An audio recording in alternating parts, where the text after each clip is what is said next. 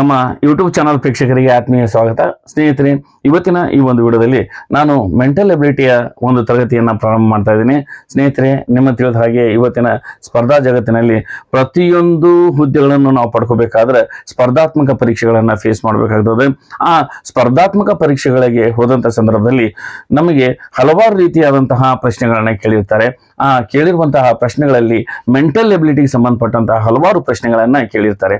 ಈ mental ability ಅಂತಂದ್ರೆ ಏನು ಅಂತಂದ್ರೆ ನಮ್ಮ ಮನಸ್ಸಾಮರ್ಥ್ಯವನ್ನ ತಿಳಿಯುವಂತಹ ಒಂದು ಪ್ರಶ್ನೆಗಳನ್ನ ಅಲ್ಲಿ ನೀಡಲಾಗಿರ್ತದೆ. ಆದ್ರೆ ಆ ಮೆಂಟಲ್ ಎಬಿಲಿಟಿಯ ಪ್ರಶ್ನೆಗಳೇ ನಮಗೆ ಹೆಚ್ಚಿನ ಒಂದು ಸಮಯವನ್ನ ಅಲ್ಲಿ ತೆಗೆದುಕೊಳ್ಳುವುದನ್ನ ನಾವು ಕಾಣ್ತೇವೆ. ಹಾಗಾಗಿ ನಾವು ಇಲ್ಲಿ ಆ ಮೆಂಟಲ್ ಎಬಿಲಿಟಿಯ ಹಲವಾರು ಪ್ರಶ್ನೆಗಳನ್ನ ನೋಡೋದ್ರ ಮೂಲಕ ಆ ಪ್ರಶ್ನೆಗಳನ್ನ ಯಾವ ರೀತಿಯಾಗಿ ಸಾಲ್ವ್ ಮಾಡಬಹುದು ಅನ್ನುವಂತಹ ಹಲವಾರು ಟ್ರಿಕ್ಗಳನ್ನ ನಾನು ಇವತ್ತಿನಿಂದ ನಿಮ್ಗೆ ನಾನು ತಿಳಿಸ್ಕೊಡ್ತಾ ಇದ್ದೀನಿ. ಸ್ನೇಹಿತರೆ, ಬನ್ನಿ, ಈ ಮುಂದೆ ನೀವು ಯಾವುದಾದರೂ ಸ್ಪರ್ಧಾತ್ಮಕ ಪರೀಕ್ಷೆಗಳಿಗೆ ಹೋದಾಗ ಈ ಮೆಂಟಲ್ ಎಬಿಲಿಟಿಯ ಪ್ರಶ್ನೆಗಳನ್ನ ಕೆಲವೇ ಸೆಕೆಂಡ್ಗಳಲ್ಲಿ ನೀವು ಯಾವ ರೀತಿಯಾಗಿ ಅವನ್ನ ಉತ್ತರವನ್ನ ಕಂಡ್ಕೋಬಹುದು ಅನ್ನುವಂತಹ ಒಂದೊಂದೇ ವಿಡಿಯೋಗಳನ್ನ ಮಾಡಿ ಈ ಒಂದು ನಮ್ಮ ಯೂಟ್ಯೂಬ್ ಚಾನೆಲ್ನಲ್ಲಿ ನಾನು ಹಾಕ್ತಾ ಹೋಗ್ತೀನಿ. ಅದನ್ನ ನೋಡಿ ನೀವು ಸಹಿತ ಅವುಗಳನ್ನ ಅಭ್ಯಾಸ ಮಾಡೋದ್ರ ಮೂಲಕ ಆ ಪ್ರಶ್ನೆಗಳನ್ನ ಯಾವ ರೀತಿಯಾಗಿ ಸಾಲ್ವ್ ಮಾಡಬಹುದು ಅಂತ ಹೇಳಿ ತಿಳ್ಕೊಂಡಿದ್ದಾಯ್ತಂದ್ರೆ ಮುಂದೆ ಯಾವುದೇ ಸ್ಪರ್ಧಾತ್ಮಕ ಪರೀಕ್ಷೆಗಳಿಗೆ ನೀವು ಹೋದ್ರೂ ಸಹಿತ ಆ ಪ್ರಶ್ನೆಗಳನ್ನ ಬಹಳ ಸುಲಭ ರೀತಿಯಲ್ಲಿ ಹಾಗೂ ಸಸಾರವಾಗಿ ಕಡಿಮೆ ಅವಧಿಯಲ್ಲಿ ನೀವು ಅದನ್ನ ಸಾಲ್ವ್ ಮಾಡೋದಕ್ಕೆ ಒಂದು ಎಲಿಜಿಬಿಲಿಟಿಯನ್ನ ಪಡ್ಕೊಳ್ತೀರಿ ಅಂತ ಹೇಳಿ ನಾನು ಇಲ್ಲಿ ಹೇಳ್ತಾ ಇವತ್ತು ನಾನು ಇಲ್ಲಿ ಒಂದು ಹೊಸ ಅಧ್ಯಾಯವನ್ನ ಪ್ರಾರಂಭ ಮಾಡ್ತಾ ಇದ್ದೇನೆ. ಅದು ತ್ರಿಕೋನಗಳನ್ನ ಗುರುತಿಸುವಂತಹ ಒಂದು ಟ್ರಿಕ್. ಆ ತ್ರಿಕೋನಗಳನ್ನ ಯಾವ ರೀತಿಯಾಗಿ ನಾವು ಸುಲಭ ರೀತಿಯಲ್ಲಿ ಗುರುತಿಸಬಹುದು ಅನ್ನುವಂತಹ ಒಂದು ಟ್ರಿಕ್ ಅನ್ನ ನಾನು ಇಲ್ಲಿ ನಿಮ್ಗೆ ಒಂದು 7 ಮಾದರಿಯ ಉದಾಹರಣೆಗಳನ್ನು ನೀಡ್ತಾ ನಾನು ಇದನ್ನ ವಿವರಿಸ್ತಾ ಇದ್ದೀನಿ. ಬನ್ನಿ ಸ್ನೇಹಿತರೆ, ಹಾಗಾದ್ರೆ ಇವತ್ತು ಆ ಒಂದು ಟ್ರಿಕ್ಗಳನ್ನ ನಾವು ನೋಡೋಣ. ಈ ತ್ರಿಕೋನಗಳನ್ನ ಗುರುತಿಸುವಂತಹ ಒಂದು ವಿಧಾನದ ಟ್ರಿಕ್ಗಳನ್ನೇ ನಾವು ನೋಡೋದಾಯ್ತಂದ್ರೆ ಇದರಲ್ಲಿ ಹಲವಾರು ರೀತಿಯಾದಂತಹ ಟ್ರಿಕ್ಗಳು ನಮಗೆ ಬರ್ತವೆ. ಅದರಲ್ಲಿ ನಾನು ಒಂದೊಂದು ರೀತಿಯಾಗಿ ವಿಭಾಗ ಮಾಡಿಕೊಂಡು ಆ ಒಂದು ವಿಭಾಗಕ್ಕೆ ಸಂಬಂಧಪಟ್ಟಂತಹ ಒಂದಿಷ್ಟು ಉದಾಹರಣೆಗಳನ್ನು ನೀಡ್ತಾ ಅಲ್ಲಿ lesson number 1, lesson number 2, lesson number 3 ಅಂತ ಹೇಳಿ ನಾನು ಈ ತ್ರಿಕೋನಗಳ ಒಂದು ಗುರುತಿಸುವಿಕೆಯನ್ನೇ ನಾನು ಲೆಸನ್ಗಳನ್ನು ಮಾಡಿಕೊಂಡು ಇಲ್ಲಿ ಒಂದೊಂದಾಗಿ ಇಲ್ಲಿ ಹೇಳ್ತಾ ಹೋಗ್ತೇನೆ. ಸ್ನೇಹಿತರೆ, ಇವತ್ತಿನ ದಿನ ನಾನು ಮಾಡೆಲ್ ನಂಬರ್ 1 ಅಂದ್ರೆ ಲೆಸನ್ ನಂಬರ್ 1 ಒಳಗೆ ಮಾಡೆಲ್ ನಂಬರ್ 1 ಅನ್ನ ನಾನು ತಗೊಳ್ತಾ ಇದ್ದೇನೆ. ಅದು ಯಾವುದು ಅಂತಂದ್ರೆ ಇದು ಹೀಗಿದೆ ನೋಡೋಣ ಬನ್ನಿ ಸ್ನೇಹಿತರೆ. ಇಲ್ಲಿ ನೀವು ಸಾಮಾನ್ಯವಾಗಿ ಒಂದು ತ್ರಿಕೋನವನ್ನ ಹಾಕ್ತೀರಾ.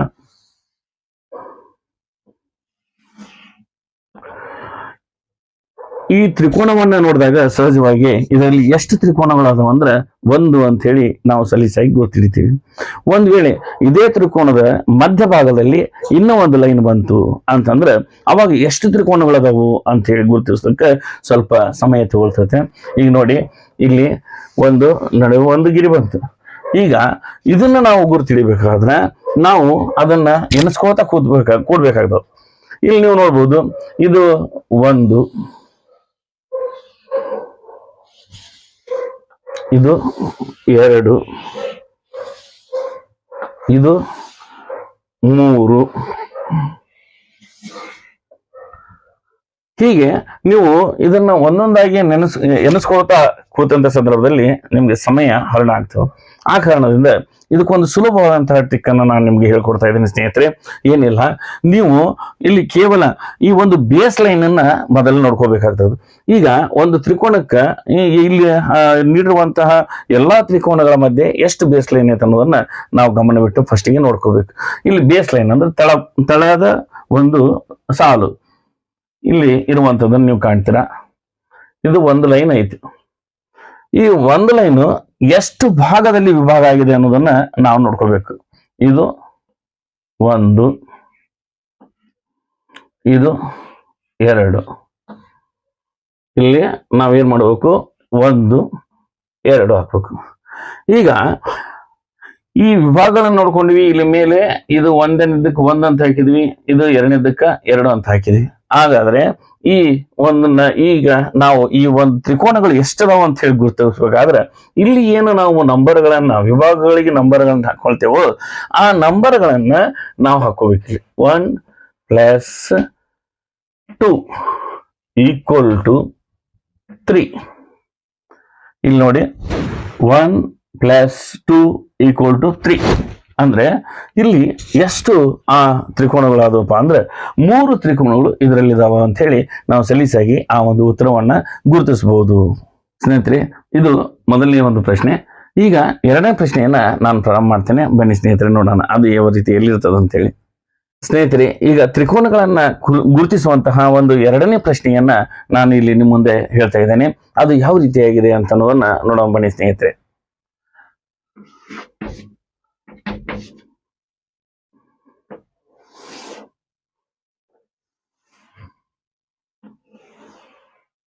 ಈ ರೀತಿ ಮೊದಲಿಗೆ ಒಂದು ತ್ರಿಕೋನ ಇರುತ್ತೆ. ಇದರಲ್ಲಿ 1 2 ಟೋಟಲ್ ಆಗಿ 1 2 3 ವಿಭಾಗಗಳು ಇಲ್ಲಿರ್ತವೆ. ಆಗ ನಾವು ಮೊದಲನೇ ಒಂದು ಮಾಡೆಲ್ನಲ್ಲಿ ಮೊದಲನೇ ಒಂದು ಪ್ರಶ್ನೆಯಲ್ಲಿ ಏನು ನೋಡಿದವೋ ಅದೇ ಮಾದರಿಯಲ್ಲಿಯೇ ಇರುವಂಥದ್ದು ಈ ಒಂದು ಪ್ರಶ್ನೆ ಆಗಿರ್ತದೆ ಸ್ನೇಹಿತರೆ. ಇದನ್ನು ನೀವು ಕಾಣ್ತಾ ಇದ್ದೀರಾ. ಇಲ್ಲೂ ಸಹಿತ ನೀವು ಆ ಬೇಸ್ ಲೈನ್ ಆಧಾರದ ಮೇಲೆಯೇ ಈ ತ್ರಿಕೋನಗಳನ್ನ ಗುರುತಿಸಬಹುದು. ಯಾವ ರೀತಿಯಾಗಿ ಅಂತಂದ್ರೆ, ಇಲ್ಲಿರುವಂಥದ್ದು ಒಂದೇ ಬೇಸ್ ಲೈನು ನೋಡ್ತಾ ಇದ್ದೀರಾ. ಈ ಬೇಸ್ ಲೈನ್ ಅನ್ನ ಎಷ್ಟು ಭಾಗದಲ್ಲಿ ವಿಭಾಗಿಸಿದ್ದಾರೆ ಅನ್ನುವಂಥದ್ದನ್ನ ನಾವು ನೋಡಬೇಕು. 1 2 ನೋಡಿ 1 2 3 ಭಾಗದಲ್ಲಿ ವಿಭಾಗಿಸಿರುವಂಥದ್ದನ್ನು ನೀವು ಕಾಣ್ತೀರಾ. ಇದನ್ನ ನಾವು ಯಾವ ರೀತಿ ಹಾಕೋಬೇಕಂದ್ರೆ 1 + 2 + 3 ಈಕ್ವಲ್ ಟು ಅಂತೇಳಿ ಹಾಕೋಬೇಕು. ಇಲ್ಲಿ 1 + 2 ಅಂದ್ರೆ 2 1 3 + 3 ಒಟ್ಟು 6 ತ್ರಿಕೋನಗಳು ಇದರಲ್ಲಿ ಇರುವಂಥದ್ದನ್ನ ನಾವು ಗುರುತಿಸ್ತೀವಿ. ಯಾವ ರೀತಿಯಾಗಿ ನೋಡಿ, ಇದು ಈ ರೀತಿ ಇಲ್ಲಿಂದ ಬಂದಿರುವಂಥದ್ದು ಇದು 1, ಇದು ಇಲ್ಲಿಂದ ಬಂದಿರೋದು ಇದು 2, ಇದು 3, ಒಟ್ಟಾರೆಯಾಗಿರುವಂಥದ್ದು 1 4, ಆನಂತರ ಇದು 5, ಇದು 6, ಒಟ್ಟು 6 ತ್ರಿಕೋನಗಳು ಇಲ್ಲಿ ಇರುವಂಥದ್ದನ್ನ ನಾವು ಕಾಣ್ತೇವೆ ಸ್ನೇಹಿತರೆ. ಹೀಗೆ ನಾವು ಇಲ್ಲಿಯೂ ಸಹಿತ ಈಸಿಯಾಗಿ ಈ ರೀತಿಯಾಗಿ ನಾವು ಗುರುತಿಸಬಹುದು. ಅದೇ ಇನ್ನ ನಾವು ಮುಂದೆ ಹೋದಂಗೆಲ್ಲ ಹೆಚ್ಚು ತ್ರಿಕೋನಗಳನ್ನ ಅಲ್ಲಿ ಸೇರಿಸ್ತಾ ಹೋಗ್ತಾರೆ.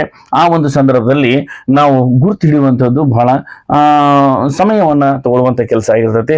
ಅಂತ ಸಂದರ್ಭದಲ್ಲಿ ಈ ಬೇಸ್ ಲೈನ್ ಆಧಾರದ ಮೇಲೆ ನಾವು ಈ ಗುರುತಿಸುವಂತಹ ಒಂದು ಟ್ರಿಕ್ ಅನ್ನ ನಾವು ಇಟ್ಕೊಂಡ್ಬಿಟ್ರೆ ಬಹಳ ಸಲೀಸಾಗಿ ಆ ಒಂದು ಉತ್ತರವನ್ನ ಗುರುತಿಸಬಹುದು ಸ್ನೇಹಿತರೆ. ಈಗ ನೀವು ನೋಡಿದ್ರಲ್ಲ 1 + 2 + 3 ಈಕ್ವಲ್ ಟು 3 2 5 + 1 6 ಅಂದ್ರೆ 6 ತ್ರಿಕೋನಗಳನ್ನ ಇಲ್ಲಿ ಇರುವಂತದನ್ನ ನಾವು ಗುರುತಿಸಬಹುದು. ಅದೇ ರೀತಿಯಾಗಿ ಈಗ ಮುಂದೆ ಮೂರನೇ ಒಂದು ಪ್ರಶ್ನೆಯನ್ನ ನಾನು ತಮ್ಮ ಮುಂದೆ ಪ್ರಸ್ತುತಪಡಿಸ್ತಾ ಇದ್ದೇನೆ. ಬನ್ನಿ ಸ್ನೇಹಿತರೆ, ಆ ಪ್ರಶ್ನೆ ಯಾವ ರೀತಿಯಾಗಿದೆ ಅನ್ನುವಂಥದ್ದನ್ನ ನಾವು ನೋಡೋಣ. ಈ ಪ್ರಶ್ನೆಗೆ ಒಂದು ದೊಡ್ಡದಾದಂತಹ ಒಂದು ತ್ರಿಕೋನವನ್ನ ನಾವಿಲ್ಲಿ ಹಾಕೋಬೇಕಾಗ್ತದೆ. ಬನ್ನಿ ಸ್ನೇಹಿತರೆ, ನೋಡೋಣ.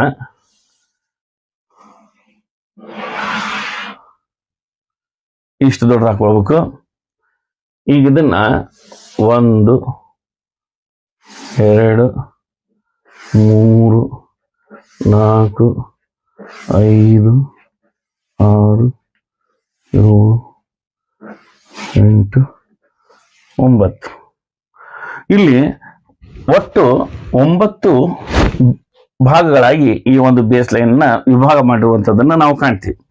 ಈ ಒಂದು ವಿಭಾಗಗಳನ್ನ ಹಾಕೋಬೇಕಾದಂತ ಸಂದರ್ಭದಲ್ಲಿ ಅದೇ ಇರುವಂತದ್ದು ಒಂದೇ ಬೇಸ್ ಲೈನ್, ಅದರಲ್ಲಿ 9 ಭಾಗಗಳಿವೆ. ಹಂಗಾಗಿ ನಾವು ಸೀರಿಯಲ್ ಆಗಿ 1 2 3 4 5 6 7 8 9 ಒಟ್ಟಾರೆಯಾಗಿ 9 ಭಾಗಗಳಾಗಿ ಇಲ್ಲಿ ಆ ಒಂದು ತ್ರಿಕೋನವನ್ನ ಸೀಳಿರುವಂತದನ್ನ ನಾವು ಕಾಣ್ತೇವೆ.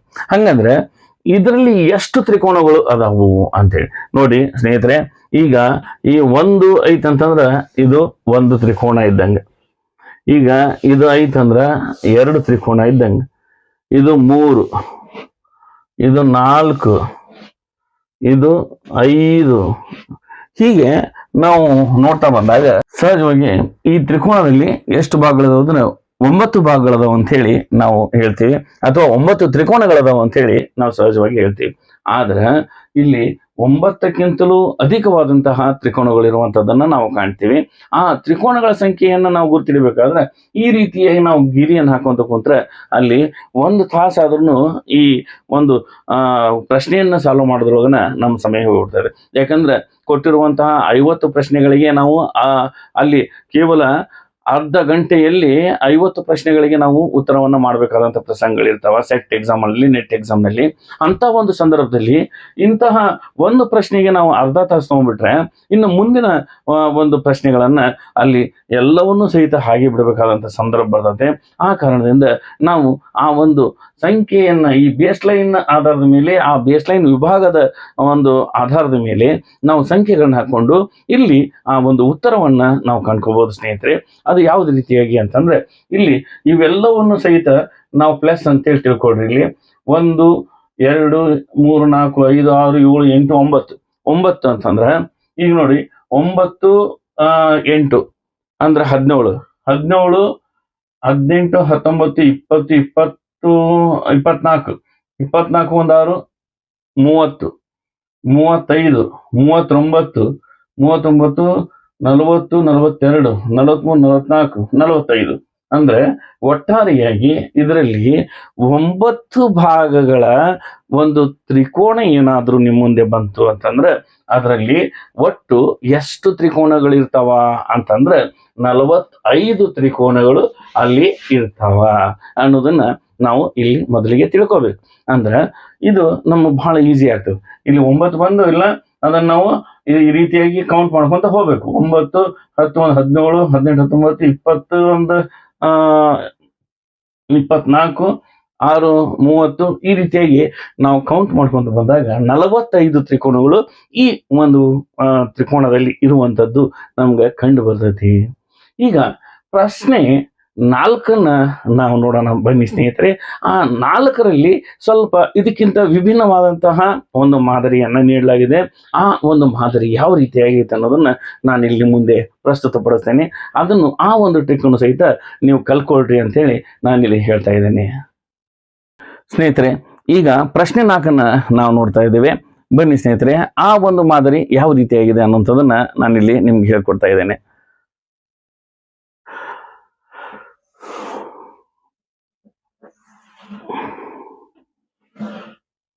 ಈ ರೀತಿ ಒಂದು ತ್ರಿಕೋನವನ್ನ ಮೊದಲಿಗೆ ಹಾಕೊಂಡು ಇದರಲ್ಲಿ 1 2 3 4 ಇಲ್ಲಿ 4 ಭಾಗಗಳು ಇರ್ತಾವ.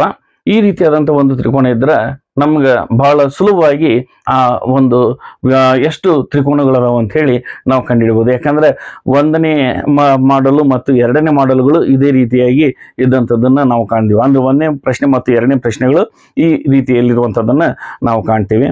ಆದ್ರೆ ಇಲ್ಲಿ ಇನ್ನೂ ಒಂದು ಚೇಂಜಸ್ ಅನ್ನ ಇಲ್ಲಿ ಮಾಡ್ತಾರೆ. ಯಾವ ರೀತಿಯಾಗಿ ಅದನ್ನ ಚೇಂಜ್ ಮಾಡ್ತಾರೆ ಅಂತಂದ್ರೆ ಈ ಒಂದು ಬೇಸ್ಲೈನ್ ಇಲ್ಲಿ ಒಂದು ಇರುವಂಥದ್ದನ್ನು ನಾವು ಕಾಣ್ತೀವಿ. ಈಗ ಇಲ್ಲಿ ಒಂದು ನಡುವ ಗಿರಿ ಬರುವಂಥದ್ದನ್ನು ನಾವು ಕಾಣ್ತೀವಿ. ಆಗ ನಾವು ಎಷ್ಟು ತ್ರಿಕೋನಗಳದಾವ ಅಂತ ಹೇಳಿ ಗುರುತಿಡುವಂಥದ್ದು ಸ್ವಲ್ಪ ಗೊಂದಲಕ್ಕೆ ಇಲ್ಲಿ ವಿದ್ಯಾರ್ಥಿಗಳು ಬೀಳುವಂಥದ್ದನ್ನು ನಾವು ಕಾಣ್ತೀವಿ. ಯಾಕಂದ್ರೆ ಸಹಜವಾಗಿ ಎಲ್ಲಾ ವಿದ್ಯಾರ್ಥಿಗಳು ಮಾಡುವಂಥದ್ದು ಏನು ಅಂತಂದ್ರೆ ಈಗ ಇಲ್ಲಿ ನಾವು ಮೊದಲನೇ ಒಂದು ಮಾದರಿ, 2ನೇ ಮಾದರಿ ಮತ್ತು 3ನೇ ಮಾದರಿಯಲ್ಲಿ ಅಥವಾ 3ನೇ ಪ್ರಶ್ನೆಯಲ್ಲಿ ಯಾವ ರೀತಿಯಾಗಿ ಹೇಳಿದ್ವು ಅಂದ್ರೆ ಈ ಬೇಸ್ಲೈನಿಗೆ ನಾವು ಎಷ್ಟು ಭಾಗ ಬೇಸ್ಲೈನ್ ಎಷ್ಟು ಭಾಗವಾಗಿ ಒಡೆದಿತ್ತೋ ಅಷ್ಟು ನಂಬರ್ಗಳನ್ನ ನಾವು ಹಾಕೋಬೇಕು ಅಂತೇಳಿ ಹೇಳಿದೆ. ಈಗ 1 2 3 4 ಅಂದ್ರೆ ಇಲ್ಲಿ 4 ಭಾಗಗಳನ್ನ ಹಾಕೊಂಡ್ಬಿಟ್ವಿ. ಈಗ ಇಲ್ಲಿ ಮೇಲೆ ಬಂದಾಗ ನಾವು ಸಹಜವಾಗಿ ಏನ್ ಮಾಡ್ತೀವಪ್ಪ ಅಂದ್ರೆ ತಳಗಿನ ಬೇಸ್ಲೈನಿಗೆ 4 ಹಾಕಿ ಬಂದಾಗ ಇಲ್ಲಿ ಮೇಲೆ ಇದು 5 6 7 8 ಅಂತೇಳಿ ಸಹಜವಾಗಿ ಹಾಕಿಬಿಡ್ತೀವಿ. ಆಗ ಏನ್ ಮಾಡ್ಬಿಡ್ತೀವಿ ಅಂದ್ರೆ ಈ 8 7 ಅಂದ್ರೆ 15 15 6 21 ಈ ರೀತಿಯಾಗಿ ಕೌಂಟ್ ಮಾಡ್ಕೊಂಡು ಇಲ್ಲಿ ನಾವು ಸಂಖ್ಯೆಗಳನ್ನ ಹಾಕೊಂತ ಹೋಗ್ಬಿಡ್ತೀವಿ. ಆಗ ಲೆಕ್ಕ ತಪ್ಪಾಗ್ತದೆ. ಅಲ್ಲಿ ತ್ರಿಕೋನಗಳ ಸಂಖ್ಯೆ ದ್ವಿಗುಣ ಆಗಿ ಅಲ್ಲಿ ಗೋಚರಿಸುವಂಥದ್ದನ್ನ ನಾವು ಕಾಣ್ತೀವಿ. ಅದಕ್ಕಾಗಿ ನಾವು ಏನ್ ಮಾಡಬೇಕು ಅಂದ್ರೆ ಈ ರೀತಿಯಾಗಿ ಸೀರಿಯಲ್ ನಂಬರ್ಗಳನ್ನ ಅಲ್ಲಿ ಹಾಕ್ಬಾರ್ದು. 5 6 7 8 ಅಂತೇಳಿ ಹಾಕ್ಬಾರ್ದು. ಈ ಒಂದು ಬೇಸ್ ಲೈನಿಗೆ ನಾವು 1 2 3 4 ಅಂತೇಳಿ ಹಾಕಿದೆ ಅಂದಾಗ ಅಲ್ಲಿ ಮೇಲೇನು ಸಹಿತ ಇದು ಒಂದು ಬೇಸ್ ಲೈನ್ ಅಂತೇಳಿ ನಾವು ಕನ್ಸಿಡರ್ ಮಾಡ್ಬೇಕು. ತ್ರಿಕೋನಗಳನ್ನ ಕಂಡು ಹಿಡಿಬೇಕಾದಂತ ಸಂದರ್ಭದಲ್ಲಿ ಈ ಒಂದು ತತ್ವವನ್ನ ನಾವು ಅಳವಡಿಸ್ಕೊಳ್ಬೇಕು. ಇಲ್ಲಿ ಈ ತ್ರಿಕೋನಗಳ ಮಧ್ಯೆ ಒಂದು ದೊಡ್ಡದಾದಂತಹ ತ್ರಿಕೋನಗಳ ಮಧ್ಯೆ ಎಷ್ಟು ಅಡ್ಡಗೇರಿಗಳು ಬರ್ತಾವೋ ಆ ಅಡ್ಡಗೇರಿಗಳೆಲ್ಲ ಬೇಸ್ ಲೈನ್ ಅಂತೇಳಿ ನಾವು ಕನ್ಸಿಡರ್ ಮಾಡ್ಬೇಕು. ಈ ಬೇಸ್ ಲೈನ್ಗಳು ಎಷ್ಟು ತ್ರಿಕೋನಗಳಿಗೆ ಹಾಕಲಾಗಿದೆ ಅನ್ನುವಂಥದ್ದನ್ನು ನಾವು ಇಲ್ಲಿ ಕನ್ಸಿಡರ್ ಮಾಡ್ಕೋಬೇಕಾಗ್ತದೆ, ನೋಡ್ಬೇಕಾಗ್ತದೆ. ಈಗ ಇಲ್ಲಿ 4 ತ್ರಿಕೋನಗಳ ಮಧ್ಯದಲ್ಲಿ ಇಲ್ಲಿ ಮೇಲೇನು ಸಹಿತ 4 ತ್ರಿಕೋನಗಳಿಗೂ ಇಲ್ಲಿ ಬಂದಿರುವಂತದ್ದನ್ನ ನಾವು ಕಾಣ್ತೀವಿ. ಹಂಗಾಗಿ ಇಲ್ಲಿ ನಾವು ಏನ್ ಮಾಡಬೇಕಪ್ಪ ಅಂದ್ರೆ 1 2 3 4 ಇಲ್ಲಿ ಹಾಕಿದ್ರು ಸಹಿತ ಇಲ್ಲಿಯೂ ಸಹಿತ 1 2 3 4 ಅಂತೇಳಿ ಹಾಕ್ಬೇಕು. ಅಂದ್ರೆ ಈ ಬೇಸ್ ಲೈನ್ ಬೇರೆ, ಈ ಬೇಸ್ ಲೈನ್ ಬೇರೆ. ಒಟ್ಟಾರೆಯಾಗಿ ನಾವು ಇಲ್ಲಿ ಏನ್ ಕಾಣ್ತೇವೆ ಅಂದ್ರೆ ಈ ತ್ರಿಕೋನಗಳನ್ನ ಇದರಲ್ಲಿ ಎಷ್ಟು ತ್ರಿಕೋನಗಳದಾವ ಅಂತ ಹೇಳಿ ನಾವು ಗುರುತಿಸ್ಬೇಕಂದ್ರೆ ಇಲ್ಲಿ ನೋಡಿ, ಈಗ 4 5 6 7 8 9 10 ಈಕ್ವಲ್ ಟು 10. 4 5 6 7 8 9 10 ಟೋಟಲ್ ಆಗಿ 10 ಅಂದ್ರೆ 20 ತ್ರಿಕೋನಗಳು ಇಲ್ಲಿ ಇರುವಂತದ್ದನ್ನ ನಾವು ಗುರುತಿಸಬಹುದು. ಒಟ್ಟಾರೆಯಾಗಿ ಈ ಎರಡು ಬೇಸ್ ಲೈನ್ಗಳನ್ನ ಆಧಾರವಾಗಿ ಇಟ್ಕೊಂಡು ನಾವು ಈ ತ್ರಿಕೋನಗಳ ಸಂಖ್ಯೆ 20 ಅನ್ನೋದನ್ನ ಇಲ್ಲಿ ಗುರುತಿಸಬಹುದು ಸ್ನೇಹಿತರೆ. ಈ ರೀತಿಯಾಗಿ ನಾವು ಈ ಒಂದು ವಿಧಾನದ ಟ್ರಿಕ್ಕನ್ನ ನೋಡ್ಕೊಂಡಿವಿ. ಈಗ 5ನೇ ಪ್ರಶ್ನೆಯಲ್ಲಿ ಇದಕ್ಕಿಂತ ವಿಭಿನ್ನವಾದಂತಹ ಒಂದು ಟ್ರಿಕ್ ಅನ್ನ ಹೇಳಲಾಗಿದೆ. ಆ ಒಂದು ಪ್ರಶ್ನೆನೂ ವಿಭಿನ್ನವಾಗಿಯೇ ಇರುವಂತದ್ದನ್ನು ನಾವು ಕಾಣ್ತೀವಿ. ಯಾಕಂದ್ರೆ ಇಲ್ಲಿ 2 ಬೇಸ್ ಲೈನ್ ಅನ್ನ ಸಮಾನವಾಗಿ ಕೊಟ್ಟರು, ಆದ್ರೆ ಇನ್ನೊಂದು ಪ್ರಶ್ನೆಯಲ್ಲಿ ಯಾವ ರೀತಿಯಾಗಿದೆ ಅನ್ನುವಂಥದ್ದು, 5ನೇ ಪ್ರಶ್ನೆಯಲ್ಲಿ ಯಾವ ರೀತಿ ಭಿನ್ನವಾಗಿದೆ ಅನ್ನುವಂಥದ್ದನ್ನ ನಾನು ಇಲ್ಲಿ ಹೇಳ್ತೀನಿ. ಅದನ್ನು ಯಾವ ರೀತಿಯಾಗಿ ನಾವು ಉತ್ತರವನ್ನು ಕಂಡ್ಕೋಬಹುದು ಅನ್ನೋದನ್ನು ನಾನು ಈ ಒಂದು ವಿಡಿಯೋದಲ್ಲಿ ನಿಮಗೆ ಹೇಳ್ಕೊಡ್ತಾ ಇದ್ದೀನಿ. ಬನ್ನಿ ಸ್ನೇಹಿತರೆ, ಹಾಗಾದ್ರೆ 5ನೇ ಒಂದು ಪ್ರಶ್ನೆ, ತ್ರಿಕೋನಗಳನ್ನ ಗುರುತಿಸುವಂತಹ 5ನೇ ಪ್ರಶ್ನೆ ಯಾವ ರೀತಿಯಾಗಿದೆ ಅನ್ನುವಂಥದ್ದನ್ನ ಇಲ್ಲಿ ನೋಡೋಣ ಸ್ನೇಹಿತರೆ. Question number 5. ಈ ಒಂದು 5ನೇ ಪ್ರಶ್ನೆಯಲ್ಲಿ ಯಾವ ರೀತಿಯಾದಂತಹ ಒಂದು ತ್ರಿಕೋನಗಳನ್ನ ಗುರುತಿಸುವಂತಹ ಒಂದು ಮಾಡೆಲ್ ಅನ್ನ ನೀಡಿದ್ದಾರೆ ಅನ್ನುವಂಥದ್ದನ್ನ ನಾನು ಇಲ್ಲಿ ನಿಮ್ಗೆ ಹೇಳ್ತಾ ಇದ್ದೇನೆ. ಬನ್ನಿ ಸ್ನೇಹಿತರೆ, ಹಾಗಾದ್ರೆ ನೋಡೋಣ. ಇಲ್ಲಿ ಮೊದಲಿಗೆ ಒಂದು ದೊಡ್ಡದಾದಂತಹ ತ್ರಿಕೋನವನ್ನ ನಾನು ಹಾಕೊಳ್ತೀನಿ. ಇಲ್ಲಿ ಈ ತ್ರಿಕೋನದ ಮಧ್ಯೆ 1 2 3 4 ಮತ್ತು 5 ಅಂಥೇಳಿ 5 ಇನ್ನು ಒಂದು 6 ನೋಡಿ ಸ್ನೇಹಿತರೆ. ಇಲ್ಲಿ ನಾನು 6 1 2 3 4 5 6 ಭಾಗಗಳನ್ನ ಇಲ್ಲಿ ನಾ ಮಾಡ್ಕೊಳ್ತೀನಿ ಈ ಒಂದು ತ್ರಿಕೋನದಲ್ಲಿ. ಅಂದ್ರೆ 6 ತ್ರಿಕೋನಗಳನ್ನ ನಾ ಮತ್ತೆ ಇಲ್ಲಿ ಸೃಷ್ಟಿಸ್ಕೊಂಡೆ. ಈಗ ಈ 6 ತ್ರಿಕೋನದಲ್ಲಿ ಮತ್ತೆ ಏನ್ ಮಾಡಬೇಕು ಅಂತಂದ್ರೆ ಈ 2 ತ್ರಿಕೋನದ ನಡುವೆ ಒಂದು ಬೇಸ್ ಲೈನ್ ಬರುತ್ತೆ. ಇದು ಆದ ನಂತರ ಇನ್ನ ಒಂದು ಬೇಸ್ ಲೈನ್ ಇಲ್ಲಿನಿಂದ ಮುಂದೆ ನಮಗೆ ಹೋಗುವಂಥದ್ದನ್ನ ನಾವು ಕಾಣ್ತೀವಿ. ಅಂದ್ರೆ ಈಗ ನಾವು ಇದನ್ನ ಯಾವ ರೀತಿಯಾಗಿ ಎಷ್ಟು ತ್ರಿಕೋನಗಳದಾವು ಅಂತ ಹೇಳಿ ಗುರುತಿಸ್ಬೇಕು ಅಂತಂದ್ರೆ, ಈಗ 1 2 3 4 5 6 1 2 1 2 3 4 ಈ ರೀತಿಯಾಗಿ ಪ್ರತಿಯೊಂದು ಬೇಸ್ ಲೈನ್ಗೂ ಸಹಿತ ನಾವು ಪ್ರತ್ಯೇಕವಾಗಿ ನಂಬರ್ಗಳನ್ನ ಕೊಡ್ಕೊಂತ ಹೋಗ್ಬೇಕಾಗ್ತದೆ. ಈಗ ನೋಡ್ರಿ, ಒಂದೇ ಒಂದು ಬೇಸ್ ಲೈನ್ ಅಲ್ಲಿ 6 ತ್ರಿಕೋನಗಳ ಅಂದ್ರೆ 6 ಭಾಗಗಳಿರುವಂಥದ್ದನ್ನು ನೋಡಿ 6 ನಂಬರ್ ವರೆಗೆ ಕೊಟ್ವಿ. ಈಗ ಇಲ್ಲಿ ಎರಡನೇದು 2 ಬೇಸ್ ಲೈನು 2ಕ್ಕೆ ಮಾತ್ರ ಸೀಮಿತ ಆಗೈತೆ, ಹಾಗಾಗಿ 1 2 ಅಂತೇಳಿ ಕೊಟ್ಟಿ. ಈಗ ಈ 2 ಕೊಟ್ಟಿಂದ ಇಲ್ಲಿ ಮುಂದೆ 3 4 5 6 ಅಂತೇಳಿ ಕೊಡಬಾರ್ದು. ಯಾಕಂದ್ರೆ ಇಲ್ಲಿ ಬ್ರೇಕ್ ಆಗಿ ಇಲ್ಲಿ ಮುಂದೆ ಬಂದಪ್ಪ ಅಂತೇಳಿ ಮೇಲೆ ಕೊಡಬಾರ್ದು. ಅಲ್ಲಿಯೂ ಸಹಿತ ನಾವು ಏನ್ ಮಾಡ್ಬೇಕಪ್ಪ ಅಂದ್ರೆ ಬೇರೆ ಆದಂತಹ ಸಂಖ್ಯೆಯನ್ನ ಕೊಡ್ಬೇಕಾಗ್ತದೆ. ಅಲ್ಲಿಯೂ ಹೊಸದಾಗಿ ನಾವು 1 2 3 4 ಅಂತ ಹೇಳಿನೇ ಕೊಡ್ಬೇಕಾಗ್ತದೆ. ಆಗ ಮಾತ್ರ ನಮ್ಗ ಈ ಒಂದು ನಿಖರವಾದಂತಹ ಒಂದು ತ್ರಿಕೋನಗಳ ಸಂಖ್ಯೆ ಎಷ್ಟು ಅದರಲ್ಲಿದೆ ಅಂತ ಅನ್ನೋದನ್ನ ಗುರ್ತಿಡಿಯೋದಕ್ಕೆ ಸಾಧ್ಯ ಆಗ್ತದೆ. ಇಲ್ಲ ಅಂದ್ರೆ ಗುರ್ತಿಡಿಯೋದಕ್ಕೆ ಸಾಧ್ಯ ಆಗಿಲ್ಲ. ಈಗ ನಾವು ನೋಡೋಣ. ಈಗ ಇದನ್ನ ಲೆಕ್ಕವನ್ನು ಮಾಡ್ಬೇಕಾದ್ರೆ 4 5 6 7 8 9 10 ಅಂದ್ರೆ ಇಲ್ಲಿ ಮೊದಲನೇ ಒಂದು ಬೇಸ್ ಲೈನಿಗೆ 10 ತ್ರಿಕೋನಗಳು ಇರುವಂತದನ್ನ ನಾವು ಕಾಣ್ತೀವಿ. ಆಮೇಲೆ ಇಲ್ಲಿ ಎಷ್ಟು ಬಂತಪ್ಪ ಅಂದ್ರೆ 3 2 1 3. ಇನ್ನ ಇಲ್ಲಿ ಕೊನೆಯದಾಗಿ 6 5 11 11 4 15 15 11 18 18 2 20 21 21 ಟೋಟಲ್ ಆಗಿ ಇಲ್ಲಿ 3 1 4 ಇಲ್ಲಿ 2 1 3 ಅಂದ್ರೆ 34 ಒಟ್ಟಾರೆಯಾಗಿ 34 ತ್ರಿಕೋನಗಳು ಇದರಲ್ಲಿ ಇರುವಂತದ್ದನ್ನ ನಾವು ಗುರುತಿಸಬಹುದು ಸ್ನೇಹಿತರೆ. ಈ ಈಸಿ ಆದಂತಹ ಟ್ರಿಕ್ ಅನ್ನ ನೀವು ಒಮ್ಮೆ ಬಿಟ್ಟು 2-3 ಬಾರಿ ಪ್ರಯತ್ನ ಪಡ್ರಿ, ನಿಮ್ಗೆ ಬಹಳ ಈಸಿಯಾಗಿ ಈ ಒಂದು ಉತ್ತರವನ್ನ ನೀವು ಗುರುತಿಸಬಹುದು. ಈಗ ಪ್ರಶ್ನೆ 6 ನಾವು ನೋಡೋಣ. ಆ 6ನೇ ಪ್ರಶ್ನೆ ಇದಕ್ಕಿಂತ ಒಂದು ಕ್ರಿಟಿಕಲ್ ಆದಂತಹ ಒಂದು ಸಮಸ್ಯೆ ಅನ್ನುವಂತಹ ರೀತಿಯಲ್ಲಿ ಗೋಚರ ಆಗುವಂತಹ ಒಂದು ಪ್ರಶ್ನೆ, ಆದ್ರೆ ಅದನ್ನು ಸಹಿತ ಇದರಷ್ಟೇ ಈಸಿ ಆಗಿರುವಂತದನ್ನ ನಾವು ಕಾಣ್ತೇವೆ. ಆ ಪ್ರಶ್ನೆ UPSC ಪರೀಕ್ಷೆಯಲ್ಲಿ ಸಹಿತ ಕೇಳಿರುವಂತದನ್ನ ನಾವು ನೋಡ್ಬೋದು. ಹಾಗೂ ಅಷ್ಟೇ ಅಲ್ಲ, ಬೇರೆ ಬೇರೆ ಒಂದು ಪ್ರಶ್ನೆ ಪತ್ರಿಕೆಗಳಲ್ಲೂ ಸಹಿತ ಆ ಒಂದು ಪ್ರಶ್ನೆಯನ್ನ ನಾವು ನೋಡೋದಕ್ಕೆ ಸಿಗ್ತೈತೆ. ಆ ಒಂದು ಪ್ರಶ್ನೆ ಯಾವ ರೀತಿಯಾಗಿದೆ ಅನ್ನುವಂಥದ್ದನ್ನ ನಾವು ನೋಡೋಣ. ಬನ್ನಿ ಸ್ನೇಹಿತರೆ ನೋಡೋಣ. ಸ್ನೇಹಿತರೆ, ಈಗ ಪ್ರಶ್ನೆ 6 ನಾನು ಇಲ್ಲಿ ಹೇಳ್ತಾ ಇದ್ದೇನೆ. ಬನ್ನಿ ಸ್ನೇಹಿತರೆ, ಹಾಗಾದ್ರೆ 6ನೇ ಪ್ರಶ್ನೆ ಯಾವ ರೀತಿಯಾಗಿದೆ ಅಂತಂದ್ರೆ, ಇದು UPSC ಪರೀಕ್ಷೆಯಲ್ಲಿ ಸಹಿತ ಕೇಳಲಿರುವಂತಹ ಒಂದು ಪ್ರಶ್ನೆ ಆಗಿದೆ. ಹಾಗಾಗಿ ಈ ಹಲವಾರು ಪ್ರಶ್ನೆ ಪತ್ರಿಕೆಗಳಲ್ಲಿ ಇದನ್ನ ನಮಗೆ ನೋಡೋದಕ್ಕೆ ಸಿಗ್ತದೆ. ಆ ಒಂದು ಪ್ರಶ್ನೆಯನ್ನು ನೋಡಿಕೊಳ್ಳೇನ ನಮ್ಗೆ ಇಂಥ ಪ್ರಶ್ನೆ ಐತೆ, ಇಂಥ ಜಟಿಲವಾದಂತಹ ಪ್ರಶ್ನೆನ ಇದನ್ನ ನಾವು ನೋಡೋದೇ ಬೇಡ, ಇದನ್ನೊಂದು ಯಾವ್ದಾದ್ರು ಒಂದು ದೇವರಂಕಿ ಹಾಕಿಬಿಡೋಣ ಅಂತ ಹೇಳಿ ದೇವರಂಕಿ ಹಾಕಿ ಹೋಗುವಂತವ್ರು ಬಹಳ ಮಂದಿ ಆಗ್ತಾರೆ. ಆದ್ರೆ ಆ ಕೈಯಾಗಿರುವಂತಹ ಒಂದು ತುತ್ತನ್ನ ನಾವು ಬಿಸಾಡಿ ಹೋದಂಗ ಅದು. ಯಾಕಂದ್ರ ಬಹಳ ಈಸಿಯಾಗಿ ನಾವು ಅದರ ಉತ್ತರವನ್ನ ನಾವು ಗುರುತಿಸಬಹುದು. ಯಾವ ರೀತಿಯಾಗಿ ಅಂತಂದ್ರೆ ಅದನ್ನು ಸಹಿತ ಇದೆ. ಈ ರೀತಿ ಏನು ಬೇಸ್ ಲೈನ್ಗಳ ಆಧಾರದ ಮೇಲೆನೆ ಅದನ್ನ ಗುರುತಿಸುವಂತಹ ಒಂದು ಲೆಕ್ಕ ಅದು. ಹಾಗಾಗಿ ನಾವು ಏನ್ ಮಾಡ್ಬೇಕಪ್ಪ ಅಂತಂದ್ರೆ, ಆ ನಡುವಿರುವಂತಹ ಗಿರಿಗಳನ್ನು ನೋಡಿ ಹೆದರಬಾರ್ದು, ಆ ಬೇಸ್ ಲೈನ್ಗಳನ್ನ ನೋಡಿ ಹೆದರಬಾರ್ದು. ಅದು ಬಹಳ ಈಸಿ ಐತಿ. ಅದಕ್ಕೆ ಯಾವ ರೀತಿಯಾಗಿ ಆ ಒಂದು ಪ್ರಶ್ನೆ ಐತಿ ಅಂತನ್ನುವಂಥದ್ದನ್ನ ನಾನಿಲ್ಲಿ ಹೇಳ್ತಾ ಇದ್ದೇನೆ. ಅದ್ರ ಉತ್ತರವನ್ನು ಯಾವ ರೀತಿಯಾಗಿ ಕಂಡುಕೋಬಹುದು ಅಂತ ಹೇಳಿ ನಾನು ಇಲ್ಲಿ ನಿಮ್ಗೆ ತಿಳಿಸ್ಕೊಡ್ತೇನೆ. ಬನ್ನಿ ಸ್ನೇಹಿತರೆ ನೋಡೋಣ.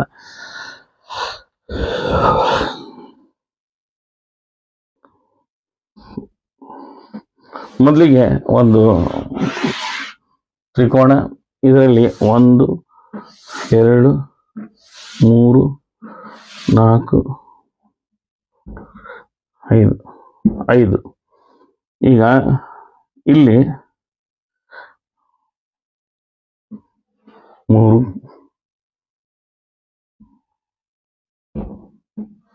3 2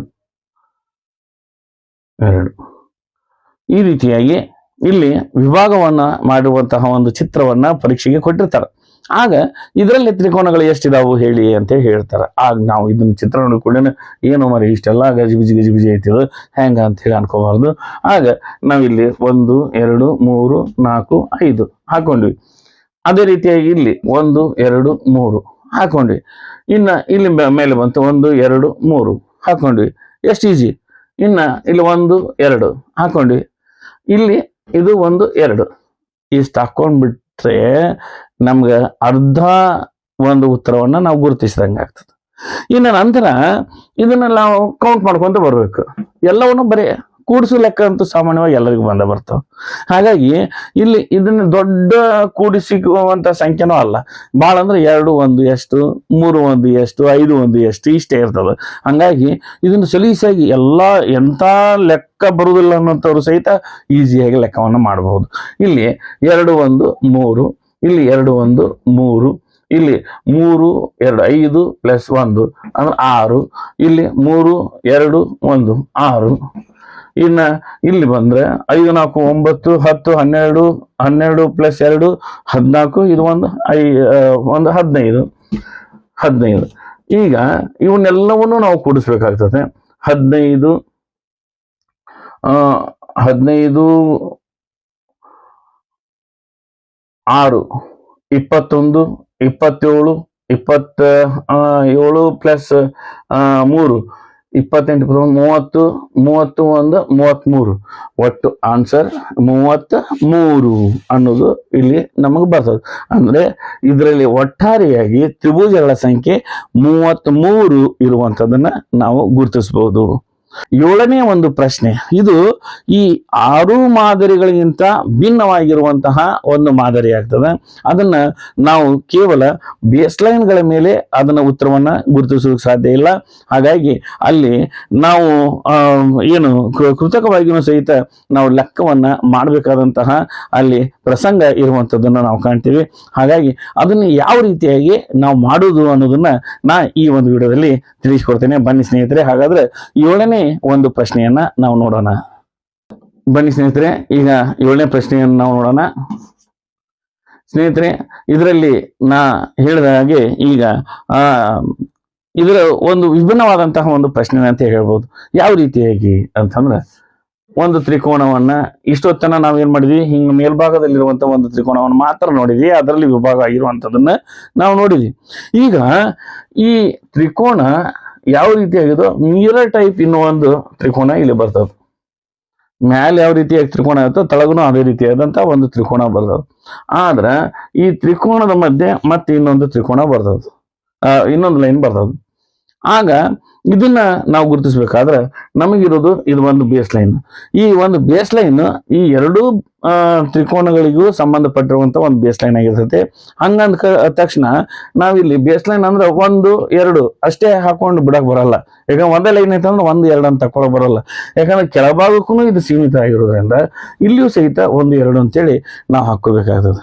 ಹಂಗಂದ ಕೂಡಲಿನ ಈ ಲೆಕ್ಕದ ಒಂದು ಉತ್ತರ ನಮ್ಗೆ ಸಿಗ್ತೇನೋ ಅಂತೇಳಿ ನಾವು ಅನ್ಕೋಬಹುದು. ಆದ್ರೆ ಇಲ್ಲಿಗೆ ಅದ್ರ ಲೆಕ್ಕಕ್ಕೆ ಉತ್ತರ ಸಿಕ್ಕಂಗಲ್ಲ. ಯಾಕಂದ್ರೆ ಇಲ್ಲಿ ಕೇವಲ 1 + 2 1 + 2 ಅಂದ್ರೆ 3 3 ಅಂದ್ರೆ 6. ಇಲ್ಲಿ 2 ಕೂಡಿಸಿದ್ರೆ ಕೇವಲ 6 ತ್ರಿಕೋನಗಳು ಇಲ್ಲಿ ಅದಾವು ಅಂತ ಹೇಳಿ ನಮಗ ಗೊತ್ತಾಗ್ತದೆ.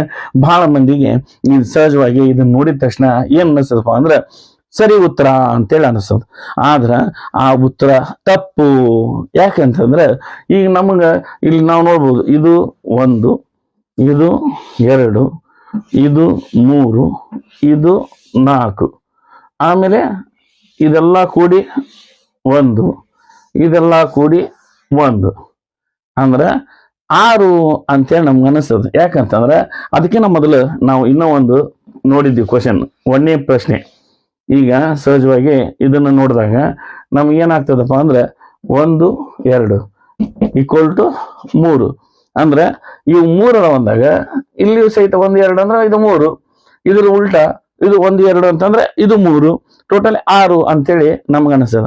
ಆದ್ರ ಇಲ್ಲಿ ನಾವು ಸ್ವತಃ ಒಂದ್ ಸ್ವಲ್ಪ ಥಿಂಕ್ ಮಾಡಿ ಇದನ್ನ ಆನ್ಸರ್ ನೋಡಿದಾಗ ಇದು ಆನ್ಸರ್ ತಪ್ಪಾಗ್ತದೆ.